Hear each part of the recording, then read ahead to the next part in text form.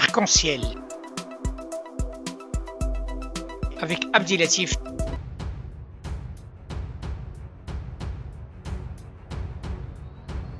L'info libre et crédible.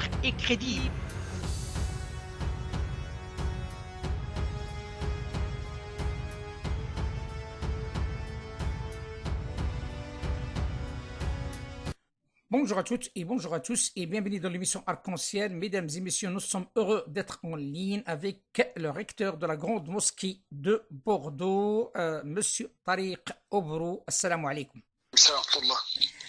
Merci d'avoir accepté notre invitation, surtout un dernier jour du mois de Ramadan, donc la veille de la grande fête pour les musulmans, la fête l'Eid Saghir, le dernier jour du mois de Ramadan aussi est riche d'informations et d'événements.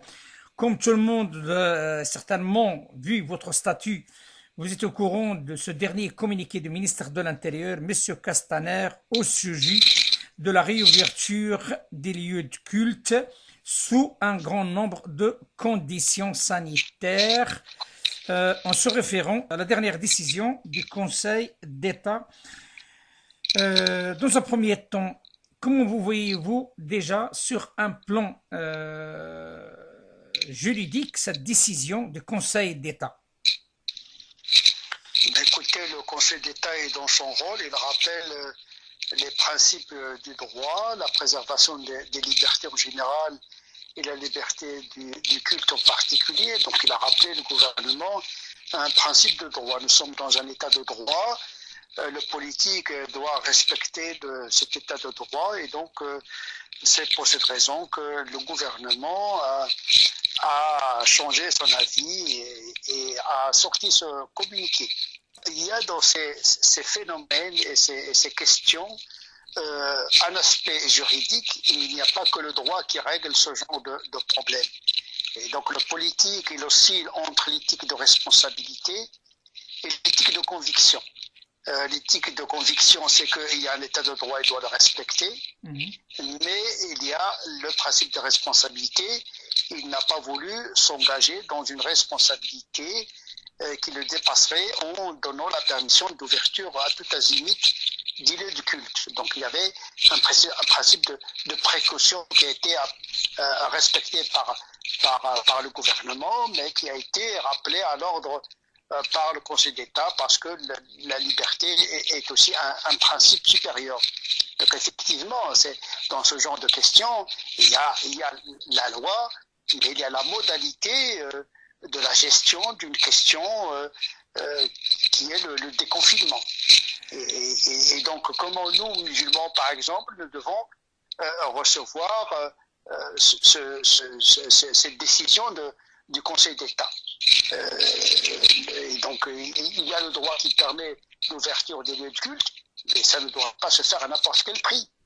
Donc, il ne faut pas encourir le risque de faire propager le virus dans une sociologie des mosquées qui est ce qu'elle est. Et donc chaque culte est amené à adapter son déconfinement en fonction de la nature des pratiques cultuelles propres à chaque religion. Nous nous réjouissons du principe qu'il y a un déconfinement, qu'il y a le principe d'ouverture des lieux de culte, mais ça c'est un principe. Maintenant, le diable c'est dans les détails. Justement, donc quoi qu'il arrive, donc même le communiqué le précise, qui en date du 22 mai, donc d'hier, Monsieur le ministre précise comme quoi il y avait toujours un dialogue avec les responsables musulmans, des cultes musulmans depuis le commencement de cette pandémie. Comment vous voyez-vous la réaction des musulmans suite à cette pandémie dans un premier temps? Oui, c'est comme le reste de leurs concitoyens, bien sûr. Il faut leur rendre un grand hommage parce que quand même la communauté musulmane était à la hauteur de la responsabilité qui incombe au principe de cette religion. Donc ils ont respecté le déconfinement, les consignes du gouvernement, donc ils étaient à l'image de toute la société. Donc c'est une solidarité de la nation française contre cette pandémie. Et donc il n'y avait pas eu de dérapage noté quelque part. Donc les mosquées ont été fermées, donc les responsables religieux, les responsables du culte musulman ont respecté les consignes, bien sûr. Donc oui, à cet égard-là, la réaction des musulmans a été la réaction de leurs concitoyens français. Et sur le plan des confinements, comment vous voyez cette réaction aussi des musulmans et surtout des responsables du culte par rapport à cette procédure de déconfinement, autant que responsable aussi, qui a une part de responsabilité de ce qui se passe sur le culte musulman aussi? Écoutez, la plupart des responsables du culte musulman sont prudents, ils ont un sens de responsabilité, ils sont conscients que le déconfinement comporte des risques. Il faut préparer nos lieux de culte pour recevoir les musulmans. Il faut les accompagner afin qu'ils changent leurs réflexes. Vous savez, la prière dans les mosquées, il y a une grande promiscuité, les gens se touchent, etc. Donc il faut reconfigurer complètement la pratique de la prière collective. Il faut respecter les mesures barrières, le masque, les solutions hydroalcooliques. Tout doit être fait dans les mosquées, étant des lieux publics qui reçoivent le grand public. Ils doivent organiser justement l'accueil des musulmans, et ça doit être de manière progressive. Et donc les responsables en général ont un sentiment de responsabilité, mais il y a des risques. Bien sûr, tout le monde est content parce qu'il y a le déconfinement, les lieux de culte vont s'ouvrir, etc. Mais là, il y a des difficultés, il y a des risques, et donc il ne faut pas tomber dans la précipitation. Comme vous l'avez suivi, comme tout le monde, hein, donc ce n'est pas quelque chose de nouveau. Donc il y avait un communiqué du grand recteur de la Grande Mosquée de Paris, ce sujet qui a suscité un certain nombre de réactions, tantôt laïques aussi, mais aussi musulmanes. On a pu constater à travers cette sortie médiatique de M. Hafiz, le recteur de la Grande Mosquée de Paris, et surtout ce mot fort, hein, qui était un petit peu exagéré de ramener l'affaire devant la justice. Bon, surtout les responsables musulmans, il y a une réaction qui a été un petit peu départagée. Il y en a d'autres qui ont pris ses distances par rapport à cette décision, du moment qu'il y a un conseil de culte musulman qui représente sur le plan légal les musulmans en France, qui a entrepris le contraire de cette démarche. Est-ce que cela peut créer éventuellement, ce que nous vivons jusqu'à maintenant, davantage cette situation où les musulmans se trouvent toujours devant un problème de choix avec tel ou avec tel, rien pour l'unité qui est tant attendue dans un pays qui ne demande que des musulmans unis pour avancer dans un cadre laïque et républicain? Ben écoutez, les gens sont libres en France d'opter pour tel ou tel choix. Moi, je n'aurais pas fait cela. Je n'aurais pas porté plainte contre la décision de l'État. Mais ça, c'est un choix personnel pour des considérations multiples. Maintenant, l'unité des musulmans ne signifie pas l'uniformisation des musulmans. Bien sûr, il y a le Conseil du culte français musulman, le CFCM, bien sûr, mais la communauté est diverse de par ses composantes. Et donc, comment gérer ce pluralisme tant que le droit français le permet? L'essentiel, c'est le respect du droit. Mais également, parallèlement, il faudrait intégrer d'autres considérations plus symboliques. Voilà, déconfinement, oui, mais encore faudrait-il être prêt pour accueillir les gens dans les mosquées. Oui, c'est bien de porter plainte contre une décision administrative, même politique, d'un gouvernement. Oui, mais il faut préparer, une fois qu'on a le droit de déconfinement, d'ouvrir les lieux de culte. qu'est-ce qu'on a fait pour recevoir les gens? C'est ça le vrai problème aujourd'hui. Attention, les mosquées peuvent être un foyer de contamination. On ne veut pas avoir cette image négative de nos lieux de culte. On ne veut pas entendre parler d'une mosquée qui est devenue un fait de contamination.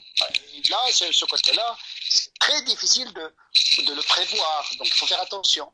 Depuis hier soir, comme vous le savez, on suit cette affaire, hein, donc beaucoup de monde, hein, quelques-uns qui criaient exploit, qui criaient comme quoi la décision du ministre de l'Intérieur, c'est une décision qui montre à quel point il y a une pression qui s'est exercée pour que le ministre change d'avis par rapport à cette affaire à la veille de la grande fête de l'Eid.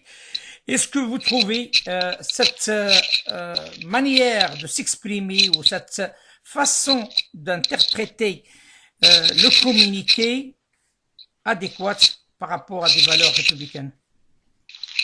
De toute façon, c'est trop tard. C'est trop tard pour l'organisation de la fête.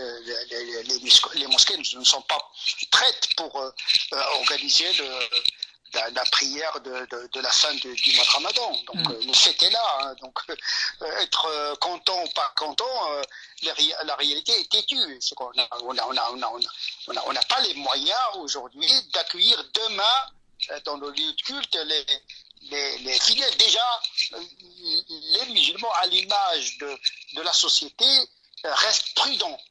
Donc ils restent prudents et ils ont peur de la contamination, etc. Donc il ne faut pas croire que, attention, tous les musulmans vont se ruer vers les mosquées. Non, il y a encore l'effet du confinement sur le comportement des musulmans. Donc il y a la prudence des responsables du lieu de culte, mais il y a également la réticence de beaucoup de musulmans qui ont peur de la contamination. Oui, effectivement, sur le plan peur de contamination, mais aussi il y a, le communiqué le précise, il y a aussi une histoire de responsabilité. C'est bien évident, nous sommes dans un état de droit. S'il y a un lieu de culte qui accueille les fidèles sans masque, sans avoir du gel hydroalcoolique, sans organiser le flux des fidèles, bien l'association qui gère le lieu de culte et doit assumer ses responsabilités.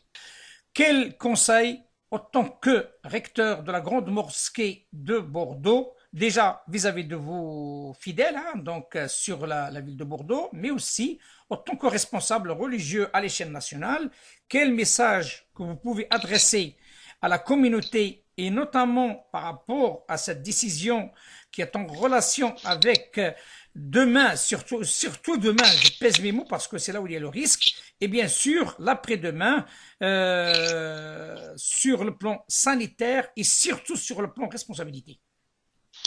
Écoutez, j'appelle tout simplement chaque musulman à avoir un esprit de responsabilité. Il ne faut pas qu'il encourt un risque, un danger pour lui-même.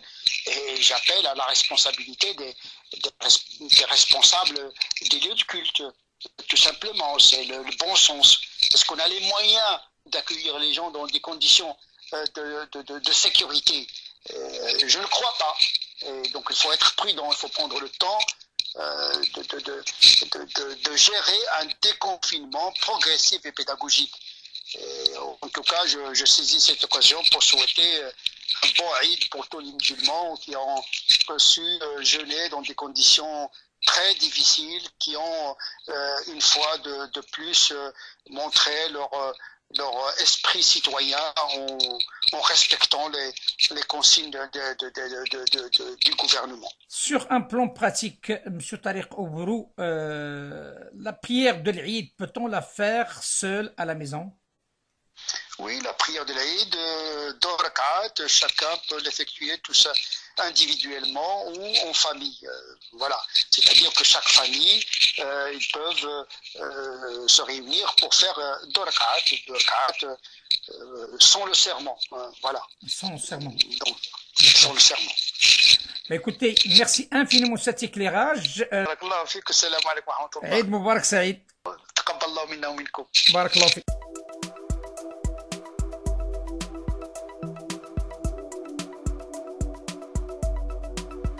Arc-en-ciel avec Abdelatif.